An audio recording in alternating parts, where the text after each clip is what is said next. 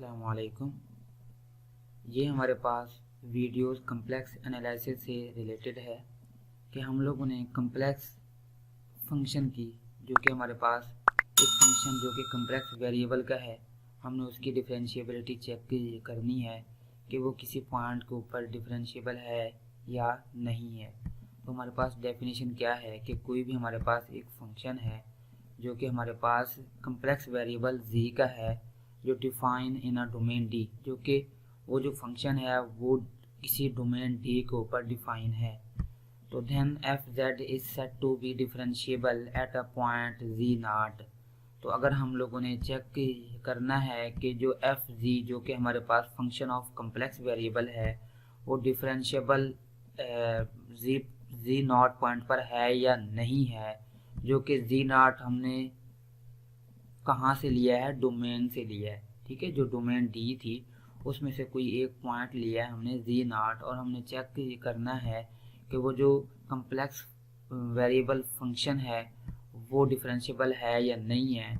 तो फिर वो उसके लिए क्या हमारे पास कंडीशन है या क्या रिक्वायरमेंट है, वो है कि हमारे पास limit delta G approaches to zero F ji naught plus delta G minus F ji naught over delta G, अगर ये लिमिट एग्जिस्ट कर जाती है। अगर ये लिमिट एग्जिस्ट कर जाती है, मीन के एग्जिस्ट होने से क्या मुराद है कि हमारे पास लिमिट का जो हमारे पास कंसेप्ट है वो यहाँ पे यूज़ हो रहा है, और हमें ये भी पता है कि लिमिट हमेशा यूनिक होती है। लिमिट हमेशा क्या होती है, यूनिक होती है। तो इसका मतलब है कि हमारे पास जो भी इसका आंसर आएगा वो यूनिक आएगा और कोई फाइनाइट वैल्यू ही आएगी। तो अगर ऐसा होता है, मीन के यहाँ पे जो लिमिट एग्जिस्ट कर जाती है, तो हम कहेंगे कि जो एफ जी नॉट जो एफ जी था, जो एक कम्प्लेक्स वेरिएबल फंक्शन था, वो डिफरेंशिएबल है जी नॉट के ऊपर। ठीक है, तो अब हम इसको डोनेट इस तरह कर सकते हैं कि हमारे पास इस तरह के एफ जी नॉट, मीन के उस पॉइंट के ऊपर हमने चेक करनी थी ना differentiability, limit delta z approaches to zero, mean के वही हमारे पास लिमिट, ये जो लिमिट है हम इसको ये किसके इक्वल रखेंगे, उसके डेरिवेटिव के इक्वल रखेंगे उस पॉइंट के ऊपर। तो ये वही हमारे पास आ गई। ये हमारे पास थी डिफरेंशिएबिलिटी चेक करना, या डिफरेंशिएबिलिटी क्या होती है किसी भी कम्प्लेक्स वेरिएबल फंक्शन की। तो कुछ बातें हैं जो याद रखना ज़रूरी हैं कि differentiable function at any point are always continuous at that point. ये बात याद रखिएगा कि हमारे पास जो डिफरेंशिएबिलिटी होती है, अगर कोई फंक्शन जो कंटिन्यूअस ही नहीं होगा तो वो डिफरेंशिएबल भी नहीं होगा।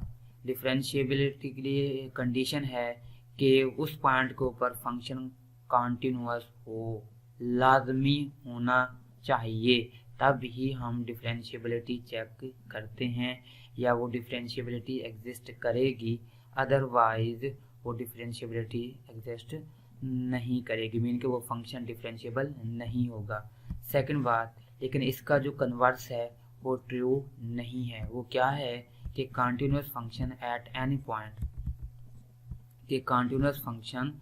एनी पॉइंट मे और may not be differentiable. Mean के हमारे पास ये तो बात है कि डिफरेंशिएबिलिटी के लिए फंक्शन का कंटिन्यूअस होना ज़रूरी है, लेकिन क्या हर कंटिन्यूअस फंक्शन हर कंटिन्यूअस फंक्शन डिफरेंशिएबल होता है, ये ज़रूरी नहीं है। ठीक है, अब वही बात, इस जो हमारे पास ये जो डेफिनेशन जो मैंने ऊपर आप लोगों को बताई है, हम इसको इस तरह भी हम चेक कर सकते हैं। मीन के z approaches to z naught is equal limit जो हमारे पास z approaches to z naught f ji naught over z minus z naught, हम इस फार्मूले के थ्रू भी हम डिफरेंशिएबिलिटी फाइंड कर सकते हैं।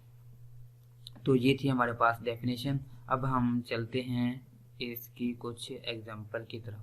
देखें हमारे पास ये पहला हमारे पास जो क्वेश्चन है वो हमारे पास है कि using the definition find the derivative of w is equal to f z. कोई हमारे पास एक कम्प्लेक्स वेरिएबल फंक्शन है, क्या है हमारे पास z⁻³ minus 2z at point where, जो हमारे पास देखिए हमारे पास एक फंक्शन दिया गया है जो कि कम्प्लेक्स वेरिएबल फंक्शन है। हमने उस क्या करना है, फाइंड डेरिवेटिव, इनके हमने डेरिवेटिव फाइंड करना है। और जो हमारे पास पॉइंट है वो जो फर्स्ट हमारे पास है कि किस चीज़ के ऊपर हमें करना है, z0 के ऊपर इसकी डिफरेंशिएबिलिटी चेक करनी है। और सेकंड हमने क्या करना है, -1 के ऊपर है। वही हम क्या करेंगे, by definition the derivative is at z = z0 के ऊपर अगर हम इसकी डिफरेंशिएबिलिटी चेक करें तो वही हमारे पास क्या हो जाएगा कि हम देखें f(z0) plus delta z minus f(z0) over delta z। तो अगर हम इसके अंदर वैल्यूज पुट करेंगे, देखें यहाँ पे ना आप क्या करें कि z की जगह पे आप क्या पुट कर दें, z0 प्लस डेल्टा z। जब ये पुट करेंगे तो हमारे पास z की जगह पे भी वही हमारे पास हम पुट करेंगे z0 प्लस डेल्टा z, और फिर -2 और z की जगह पे फिर वही हमारे पास z0 प्लस डेल्टा z आ जाएगा। और फिर हमारे पास f(z0), तो z की जगह पे z0 हम यहाँ पे पुट कर देंगे। तो हमारे पास देखें वही बात, आफ्टर सिंप्लीफिकेशन हम लिमिट जब डेल्टा z हमारे पास अप्रोच कर रहे हैं 0 को, मीन के हम डेल्टा z की जगह पे 0 पुट करेंगे तो हमारे पास आंसर क्या आ जाएगा, 3z0² माइनस 2। ठीक है, ये हमारे पास ये सिंप्लीफिकेशन है, तो इसलिए मैं आप लोगों को यहाँ पे इतना ज़्यादा डीपली नहीं बता रहा कि ये कैसे आया, ये आप लोग कर सकते हैं।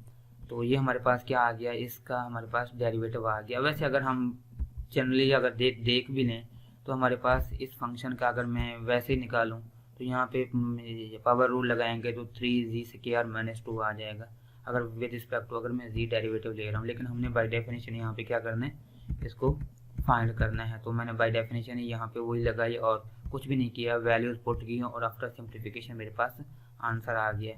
अब जो मेरे पास सेकंड पार्ट था वो क्या था कि आपने जो डिफरेंशिएबिलिटी वो -1 के ऊपर भी फाइंड करनी है। तो क्या करें, इसी में आप क्या करें, z0 की जगह पे -1 पुट कर दें तो आपका रिक्वायर्ड आंसर आ जाएगा। वो क्या है हमारे पास 1 है।